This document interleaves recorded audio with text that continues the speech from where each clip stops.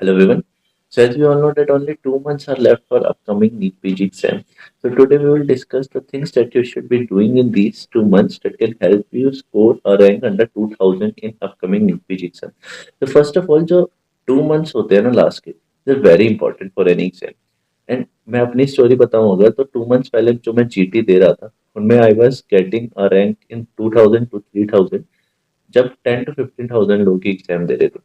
While in 2 months में I recovered so much कि जब 20-25 days बचे थे और जब मैंने जीटी दिया था तो I got a rank under 100 और वो वाला जीटी 50 to 60,000 लोगों ने दिया था. तो 2 months is a very important time, specially last 2 months, क्योंकि जो भी आपने सब पढ़ा है ना, it is a time that you have to sum up the preparation. जो भी आपने पढ़ा है उसको एक कंक्लूजन की जरूरत होती है. स्पेशली जो रटने वाली चीजें होती है तो मेरे साथ भी यही चीज थी कि मेरे जो प्रिपरेशन का टाइम होता है मेन मैं रटने वाली चीजें अलग करता रहता था और उस टाइम पे बहुत ज्यादा रटने की कोशिश नहीं करता था. लास्ट 2 मंथ्स में उन्हें बहुत अच्छे से रटता था, स्पेशली 20th कॉपी अपने साथ हमेशा रखता था during my last 2 months. Also बहुत सारे लोगों को ऐसा लग रहा होगा कि we are not prepared well और we are not prepared fully. So first of all fully कोई प्रिपेयर नहीं हो सकता because the syllabus is so vast. And mostly लोगों को ऐसी फीलिंग नहीं आती कि we are prepared well, but we are. आपने जितना भी पढ़ा है just conclude that and make the most out of it. जितना आपने पढ़ा है उतने से भी you can get a rank under 2000. Just you have to give a good conclusion to it. Okay, so don't panic, just believe that you are doing well. अपने जितना भी पढ़ा just conclude it well and you will definitely get a rank under 2000. Now just telling about these 2 months. So just conclude in these 2 months. Don't read anything new. Because अगर आपने अभी कुछ नया पढ़ा भी ना तो एक तो उससे एक दो क्वेश्चन ही ठीक हो पाएंगे, लेकिन आपने कुछ भी अपना रिवीजन अच्छे से नहीं किया जो आपने लास्ट में पढ़ रखा है या कंक्लूड अच्छे से नहीं किया तो you will definitely lose 10 to 15 question. Also कुछ भी नया अगर आप पढ़ते हो तो you can not revise it अभी उसके बाद दोबारा. So there are more chances that you will forget it. So don't read anything new.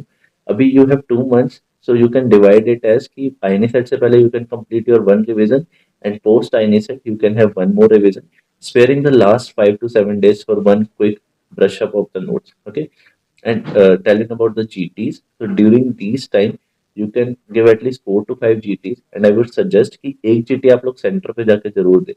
Because centre पे जाके जीटी जब देते हो आप लोग तो यू गेट द एनवायरमेंट. जो एग्जाम का पैनिक सिचुएशन होती है it's like a trial. So अगली बार जब आप मेन एग्जाम देने जाओगे तो your flight and flight response would be less. Other than that you can give INI CET as a GT. Even if you think if you are not prepared well for INICET, just give INICET as a GT. Because एक तो you will feel the environment जिसमें exam आप दोगे. Other than date कोई भी major exam में जो आपके क्वेश्चन गलत होते हैं ना तो you will remember them for long time. तो वो टॉपिक्स आपके बहुत ही अच्छे हो जाते हैं. जैसे मैंने नीट पीजी में जो भी अपने क्वेश्चंस गलत किए थे वो मुझे आज तक याद है. तो वो टॉपिक्स मैं आज तक नहीं भूला हूँ. Okay, other than that try to do at least 30 to 40 MCQs per day. इसमें क्या होगा कि आपको एक तो डे का डिवीजन मिलेगा. Suppose revising and revising and revising तो आपका जो आउटपुट है वो कम होता रहेगा. So just do these things in between कि डिस्कस कर लिया फ्रेंड्स के साथ, 20th कॉपी रिवाइज कर ली अपने मेन रिवीजन को छोड़ के, या 30 to 40 क्वेश्चन पर डे कर लिया. It will take only 1 hour, but एक तो it will keep your brain active. क्योंकि हम नोट्स पढ़ते हैं ना तो it is like a passive learning. हमारा ब्रेन बहुत ही, हमें लगता है कि हम पढ़ रहे हैं बट बहुत बार हमारे दिमाग में कुछ नहीं जा रहा होता. तो 30 to 40 क्वेश्चन अगर आप डेली करते हो, one thing, it will activate your brain. Other than that it will decrease your silly mistakes. Because trust me, last 2 months में आप जितना एक्टिवली फोकस करोगे ना अपनी सिली मिस्टेक्स कम करने को, सो लास्ट 2 मंथ में one of the major focus जो आपका होना चाहिए is to reduce the silly mistakes. और अगर आप पैसिवली जीटीज देते रहोगे, पैसिवली क्वेश्चन करते रहोगे, फोकस नहीं करोगे अपनी सिली मिस्टेक्स पे and you won't be trying to improve it, तो वो इम्प्रूव नहीं होगी. अगर आप एक्टिवली पार्टिसिपेट करोगे to improve your silly mistakes, it will definitely improve. And your target should be to reduce the number of silly mistakes to the least possible number, because silly mistakes is one thing that can bring your rank to a great extent. Okay, so bring down your rank. Okay, so just focus on reducing the number of silly mistakes. Other than that, take good sleep and good food, because at this point of time you can't afford to get ill. Okay, all the best guys.